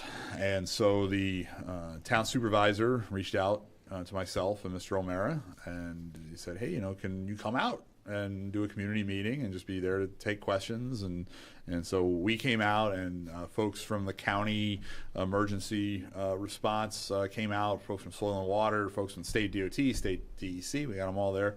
And we had folks from not only Rexville but surrounding towns, and actually some folks from Allegheny County. And we had a wonderful town hall meeting. I love doing those. And when we do town hall meetings in that part of the world, I did one in Canisteo about 6 months ago, and the flooding issues tend to be the dominant conversation. We knew that would be the case. But kudos to Senator O'Mara, who is great to work with, and it was great to do the team aspect with him. It's always a lot easier and more fun when you've got a good teammate there at the town hall meeting. And I know just prior to that, he'd done the same thing with Phil Palmisano up in Seneca County. And so we have just a wonderful team. I can't speak highly enough about Senator O'Mara and his staff and the job they do.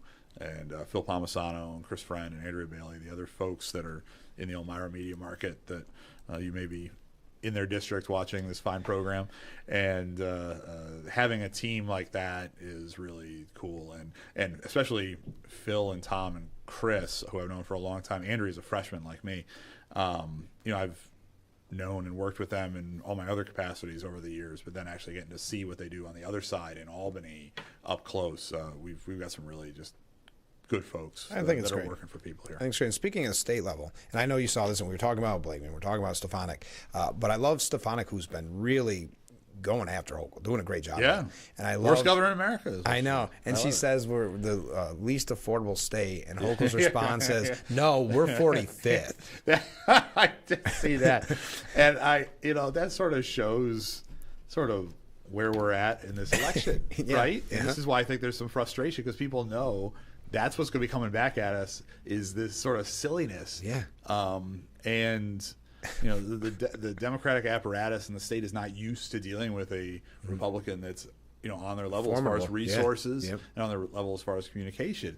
And that is the perfect example of I guess would be not an unforced error, but a forced error. Yeah. Where Elise puts her in this position where she's got to respond, and you're now going to brag that you're, we're actually 45th. We're 45th. On nice try, Stefanik. Okay. So now all you're doing is highlighting the fact that it's an unaffordable place to live. The economy is not working out right, and is under unified Democrat control. So if you're going to suddenly start bragging about these silly things, that just shows that's going to be repeated in a variety of different policy areas over the course of this campaign, where I think Elise Stefanik can dance circles around Kathy Hochul. I almost think Stefanik should have went back in on her tweet and put correction.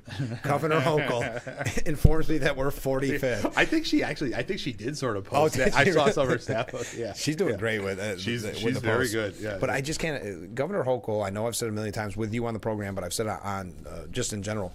You can tell that she was never supposed to be governor. Yeah, she's uncomfortable in that position. She's uncomfortable. She's not sort of naturally. But she wants to be a power broker. She wants to be a kingmaker. And when Nancy Pelosi yells at you after the last time saying you did a bad job, you're not going to be a kingmaker. And for that one, it was a convention speech. They load it in the teleprompter and you read it. That's a low degree of difficulty thing. Yeah, she doesn't have it. And it's not like, frankly speaking, I have no teleprompter. No teleprompter. We have no net off the cuff. Yeah, everything. Much to the viewers' dismay. That's right. I could say anything. Yeah, please don't. That's why I got nervous when I talked about Blakeman. I was worried about myself. And the sad thing is people feel the same way. But I don't want to go back in that. Hey, what do you think? We talk about the media's coverage so much. So we had 4 years, a couple of years you were on the program, and we talked about, boy, it seems like not everything's okay with Joe Biden, right? And of course, history proved us right. Yeah. Now we have a kind of a segment on the program at least once a week, more than once a week. There's an article questioning Trump's health. And now, I don't know if you watched the rally. This is a true story. Yeah. I'm watching his Pennsylvania rally, what it was the other day. Right. And we know his schedule before the rally was yeah. busy. Yeah, We know the rally, and, he lives for those rallies. Right. I fell asleep before the end of the rally because I was so And he's still exhausted going. from the day. Yeah. And he's still going. Yeah. So I think that is, they got caught, and one of the patented moves from the left is accuse the right of what you're doing. Exactly. And we see that a lot. And so they despicably, were complicit, the media and the Democratic Party in, attacking people. Remember cheap fakes? Yeah, They're right. saying, yeah. If he's stumbling or bumbling or whatever, that's a cheap fake. Yep, exactly. And that was the narrative the week before the debate. Yeah. Mm-hmm. That it was all fake, whatever. And then that blew up. Suddenly the man behind the curtain is revealed. And what have you.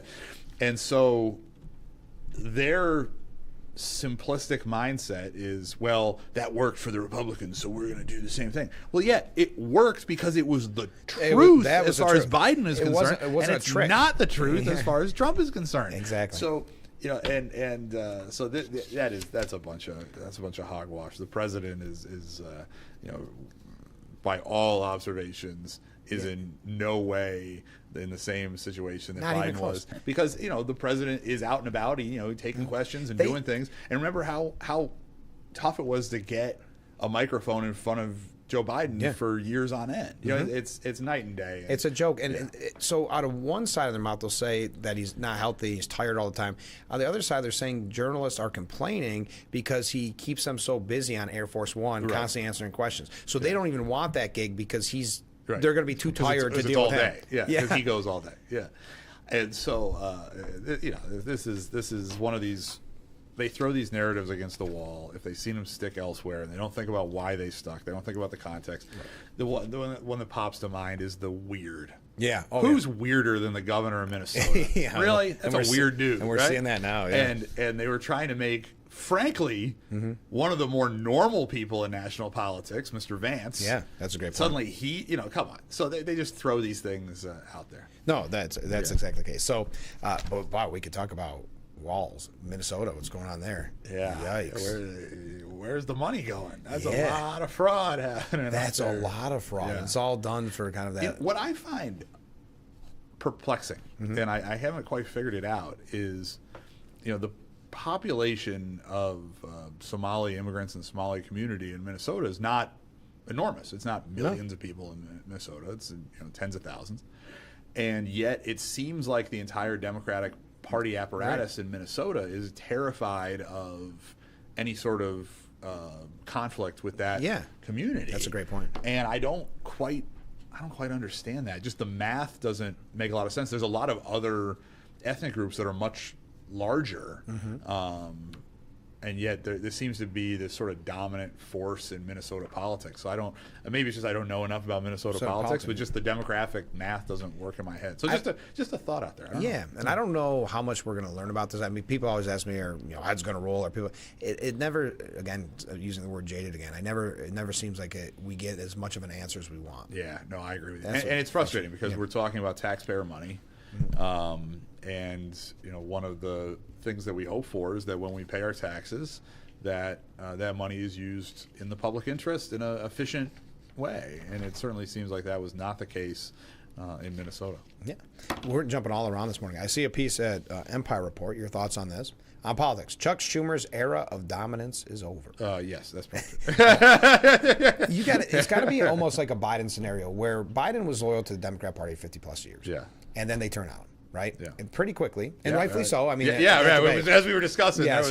Yeah, But then the elevator didn't go all the way to the top. Yeah, exactly. But you've got to say, well, I've dedicated and taken a lot of hits for this party for 50 years. Chuck Schumer's got to feel the same kind of thing that, okay, so I worked with, not even worked, I just kept the government open one time, and now that was the beginning of the end. Yeah. But he's really bad at handling the Trump era politics. I think there's a couple things going on. I think the Democratic Party has become very radicalized. And it has also, there's a generational issue. So you have a party that's moved more to the left, even to the left considering, compared Chuck Schumer to Zohran Mamdani. Yeah, exactly. Right. Yeah. You know, Zohran Mamdani makes Chuck Schumer look like a moderate, and Chuck Schumer is no moderate. Yeah. You know, again, put it in context, you know, Mamdani was an outcast in Albany among New York City Democrats for being too liberal. So this is a party that has shifted, especially in New York State, especially in New York City, where Chuck's from, hard to the left. And then you just have also, you know, Father Time catches up with everybody, where, you know, there's a lot of appetite in the Democratic Party because of the Biden fiasco for generational change. And then, you know, is he out of touch with some of their other policy issues? So I think we're probably in Chuck's last term. Yeah. He's not up for re-election in 26. He's up in 28. Yeah. I think one of two things is going to happen. I think either he sees the writing on the wall and declines to run for re-election, or he loses the primary, probably to AOC. I think he's got to step aside. You don't want the bookends to be, you know, the end of your career to be losing a primary. Losing to AOC. Yeah, to have that kind of power for that long, and then. But you're right. Right. And then a little thought: if, let's say, AOC is the nominee of the Democratic Party for the U.S. Senate in 2028, which is quite, looks even likely. Probable at this point. How much of an opening does that present for the Republicans? Because you're going to have a situation where the Democrats have gone too far to the left, just as Zohran Mamdani has opened up an opportunity that I hope we don't squander for Elise Stefanik, because you're going to have outer borough Democrats and moderate suburban voters downstate going, the Democratic Party of Zohran Mamdani is not what I signed up for. Right. If you have someone as radical as AOC at the top of the ticket statewide, I mean, other than the presidency, but in the U.S. Senate slot in 28, that presents a great opportunity for a Republican to run and maybe win a U.S. Senate seat, and running as the more reasonable candidate. So there's self-correcting mechanisms, and the self-correcting mechanism is vote for the Republican Party. Always works. Yeah, that's right. Do you think you never go wrong if you vote Roe B? Yeah, that's right. Do you think that Hochul's concerned about a Democrat Socialist of America primarying her? She should be. Yeah, right? She should be. Seems it. Yeah, it seems like, I mean, right now she's got the lieutenant governor running against her in primary. Right, her own lieutenant governor. But I think she should be concerned. She's in a pickle. Yeah. As far as, you know, does she pivot to the left or pivot to the right? Because she's got a very formidable general election, but she's got to get there. Yeah. And she's certainly got a primary in June. It's just a question of how many people jump in and who jumps in and who gets traction. But she's, you know, got problems coming and going. Yeah, and back to your point about Schumer and kind of the new guard coming in, there seems to be a lot of that. I mean, I think it's one of the reasons why Cuomo actually did so bad. I mean, he ran a bad campaign. Yeah. But I think it's that I equate it to the Republican, completely different politics-wise. But remember when we kept being told that, like, the only way we can win is McCain or Romney or whoever it is, and we kept losing. And then it was right around the time Trump comes down. They said, "Oh, he's a joke. There's not a chance. The only way you can win is Jeb Bush." And I think that's when a lot of Republicans threw up their hands and said, "Okay, you keep telling us this. It's not. My gut tells me that's not a winner. Right. We're going to go with the and especially after the Romney loses and McCain loses. Yeah. And whatever. Yeah. So I think that kind of made people go, "Okay, we'll go outside the box." So there's a little bit there. I think the analysis that I just presented regarding Schumer applies to Cuomo as well. Yeah. You know, generational and policy wise, and plus he's just got his own personal issues where it was very difficult. If it had been Andrew Smith, as the alternative to Mamdani, you know, random person X out of the I was gonna say phone book. We don't have phone books anymore. But random person X, it might have been easier to coalesce people around them as an alternative to Mamdani, but it was really tough to get people to be like, "Oh, is he really better, or is he just different? Is he just awful in a different way?" So, and it turned out Mamdani broke 50% anyway, so it wouldn't have mattered. No. You know, so Sliwa was not a spoiler. No, he wasn't at all. Yeah. And I like how Cuomo's still going around. I don't want to talk about him, but he keeps going around saying that Sliwa. You know, he's still also poking around, and there's talk about, is he going to run for something? Third party. Yeah, maybe he primaries Hochul. I don't know. Primary Hochul, go third party. Yeah, right. Yeah, yes. Oh, that'd be wonderful. Yeah, right. Yeah. Cut out the middleman. You don't need another primary, right. Andrew. Recruit 2 or 3 other people to run. Yes, if you don't mind. Yeah. But there's so many things going on. We better take a short break and regroup. Stay with us. We'll be right back with Frankly Speaking here on WYDC TV. Big Fox.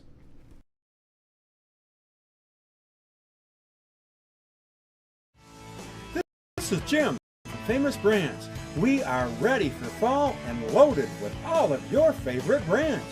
Great new deals are arriving every week. We have the largest selection of clothing and footwear in the Finger Lakes, all at below retail prices. Famous Brands, downtown Watkins Glen, where you're always looking good for less.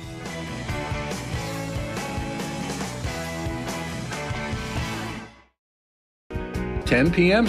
somewhere. Do you know what your kids are doing online? Brought to you by Ferrario Jeep. This is the Collector Consumer Alert. Hi, my name is Jared Johnson with SueTheCollector.com. Did you know that repossessions are on the rise in America? If your car, truck, or motorcycle has been repossessed by an agent that broke a lock, assaulted you, or trespassed on your private property, you have rights. Call us for a free case review at 1-877-BAD-REPO. You pay nothing unless we win money for you. Call me now. Give kids time. Just 5 minutes a day. Ask them how they're feeling. And listen.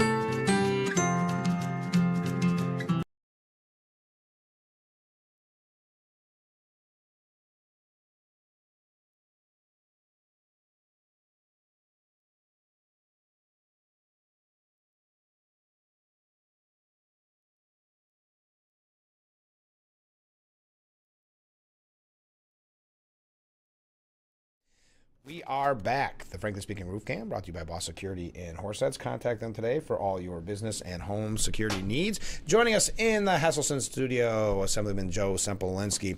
Joe, we didn't even talk off air what we should talk about next. You know, I think the Venezuela is really interesting how Trump can make people like paint themselves into a corner where they're like, no, that drug dealer. Are you saying...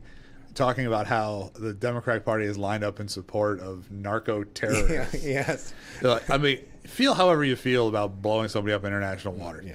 But this is the conversation we're going to have, that you're going to say, no. How dare you? Don't blow up narco-terrorists. Like, Trump is, to your point, the master of sort of the 80-20 issue, where he finds an issue where either the Democratic base sort of has a visceral dislike to it ideologically, or, but the middle of the road voter is clearly on Trump's side, and even moderate Democrats on most of these issues, because they're 80-20 issues. They're not, 60-40 issues. Right. And he gets them just because there's such a reflex in the Democratic Party to, if Trump is for it, it must be bad. Right. Right. Renovating the White House, or some of the stuff with girls' sports or whatever. Yeah. You can talk about mundane things, whatever. And again, I'm not even making a commentary on any of the issues themselves. Fonts. You forgot fonts. Fonts, right? Yeah, Times New Roman. Times New Roman. Any of these things, and he's a political master because the other side can't help themselves. Yeah. They take the bait. Knee-jerk, yeah. And the man commands attention in a way that the left can't help themselves. And every time the left takes the bait like this, it just makes Trump more popular. Yeah. So having a discussion about the international law, such as international law actually exists, which whatever, but the optics, I'm talking about from a raw political standpoint. You have tricked the Democratic Party into being like narco terrorists. Yeah, did you say don't shoot the narco terrorists is the Democratic Party position. And again, we can talk about the vagaries of international law, but is that statement, don't shoot narco terrorists, a winning political proposition? I think and even go so far as if you we have the senator from Arizona implying going after service people, right? Like, rank and file soldiers, if the Democrats take over. Yeah. It's like, we've had so much of Trump talking about lawfare and what have you, and they're explicitly saying, when we take power, we're going to come after you for killing narco terrorists, American soldier. Yeah, I know. Like, that's the side you want to be in. What political thought makes you think that is a smart political statement to make. Did you see, and Babylon Bee, if people aren't familiar, it's a satirical website. Very funny. It's very funny. Their headline was, Democrats poll numbers surging among key narco-terrorist demographic. Yeah. I mean, but that, in a nutshell, that's why they are pretty brilliant on there, because they kind of boil it down to the nitty-gritty. All right, we got to get ready to wrap up. Hey, by the way, do you think blue states staying blue is a bellwether for the midterms? No. Okay. No. And as somebody who has competed in and won a U.S. House special election, I can speak definitively that all special elections have their own quirky context, and the turnout is very low. Yeah. So, while it's a piece of information, and we should take the midterms very seriously, and not take anything for granted. And that's a complacency that sometimes happens when your party is in control. A direct straight line projection from special elections or local elections in an off year to next year is I would take that with a grain of salt. Yep. We got to take our last break. Get your last minute questions and comments in, and we'll be right back.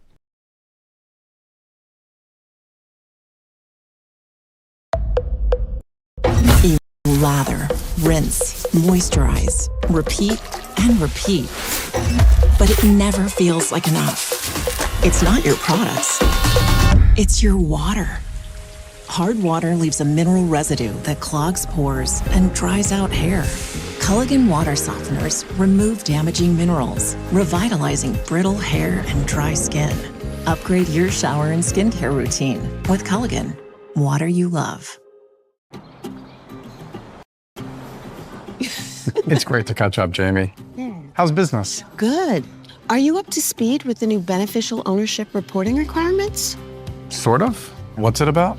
It's a new initiative to help fight crimes like money laundering, fraud, and drug trafficking. A lot of small businesses like ours just have to report some basic info to the federal government about the real people behind them. Does that include my cafe? There are some exemptions for certain companies, but don't worry. There's lots of guidance on the government's website about who needs to file. Check out fincen.gov/BOI. Filing is easy and free. It took me less than 20 minutes. Looks like I do have to file. Thanks, Jamie. It's great having a supportive business community. Reporting beneficial ownership information helps protect U.S. national security. Filing is quick, secure, and free. And it's the law. Learn more at fincen.gov/BO. The Frankly Speaking Roof Cam, brought to you by Boss Security in Horseheads. Contact them today for all your business and home security needs. We had Joe Sepolinsky in the studio, the Hesselson studio.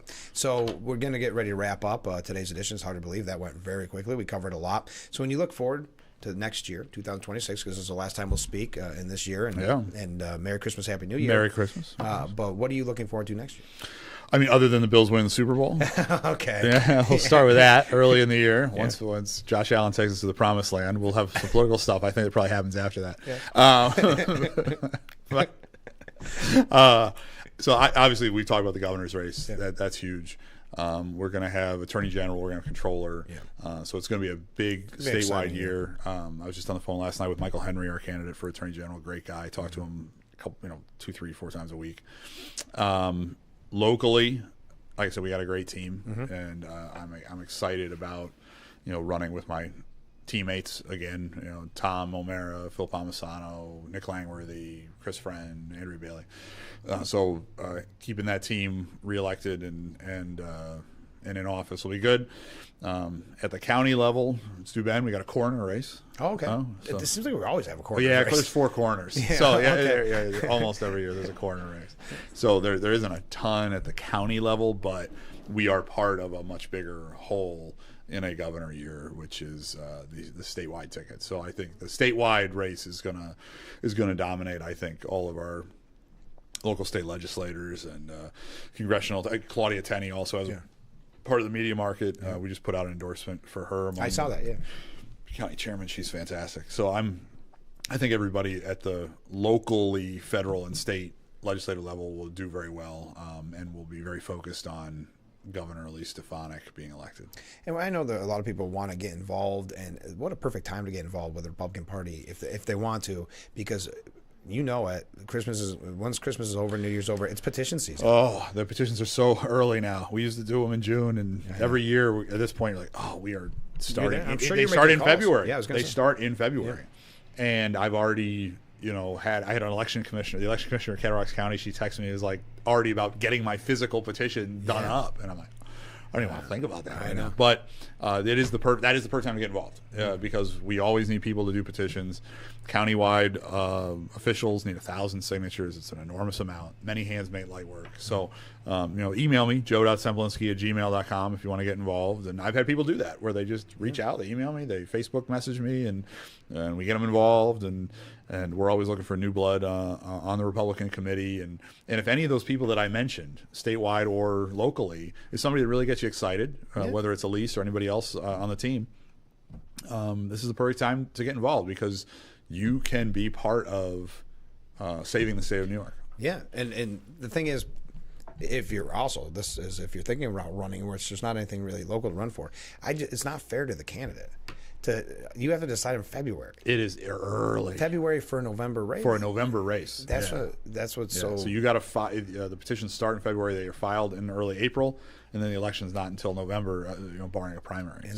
And that lag time is. I mean, you should be out working, but it's a long time because you don't know, especially local races. Is there going to be a challenger? Yeah. Is it going to be? With town stuff because they have a caucus system for some of the towns. Yeah. So you keep checking the website? I think it's too early. I would happily move that to a slightly later date. Yeah. Well, even talking to Democrats, we interviewed quite a few on the show, they don't sound that against it either. I don't think, unless you're in the city, I suppose. Yeah, you don't really care, but I don't think anybody really. It's a bad calendar. Yeah. We should not be having primaries in June and petitions this early. No, absolutely. Comment from a viewer: where can we get Elise Stefanik yard signs? Everybody is excited about the yard signs all the time. It's a little early for yard signs. Mm-hmm. You can't even get into the ground. That's right. When we get them, we'll do what we always do. We're one of the most. I think in the 2020 election, we moved more Trump yard signs than anywhere else in the state out of Hornell. And once we get them, we'll make them available. And assuming. There is a primary. I'm sure the signs will be earlier because we'll have to have them for the primary as well as the general. Which is money that was unnecessarily spent. Thank you very much. There we go. That you could have used on your make the yard signs. Sir. Frank gets it. I get it. Bruce don't get it. Frank does not get it. Like I said, we'll talk about it more off the air. Well, Joe, thanks for giving us so much time this morning. I hope you have a great Christmas. You got any big plans? I have a 6-year-old and a 7-year-old, my two daughters, and they is Santa ready? Santa is ready. By Santa, that's Mrs. Semplinsky. So they are very excited. So we should have. They're in the exact right age to have a wonderful family Christmas. Yeah. I'm very much looking forward to it. And like you said, there's so many events in our area that you can take them to and get them, even more in the Christmas spirit. Yeah, so they're not sleeping at night. They're amped up, and they were amped up weeks before Thanksgiving. They're ready. They're like you in primary season. That's right. Can't sleep. It's the most wonderful time of the year. Exactly. Well, that does it for today's edition of Frankly Speaking. Thank you to everybody who joined us. Join us tomorrow morning starting 6 a.m. for Frankly Speaking, only on WYDC TV. Big Fox. Look forward to it already.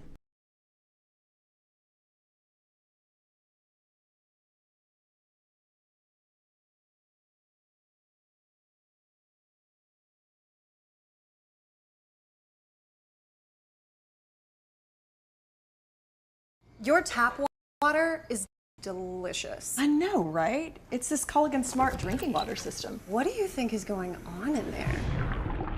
I'm smelling a touch of chlorine. Yeah, I'm detecting some PFAS. I'm also getting notes of lead. Perfection. Sending it up. Here we go. Certified to reduce more than 70 contaminants, it's like having your own team of water experts. See the smart difference at Culligan.com.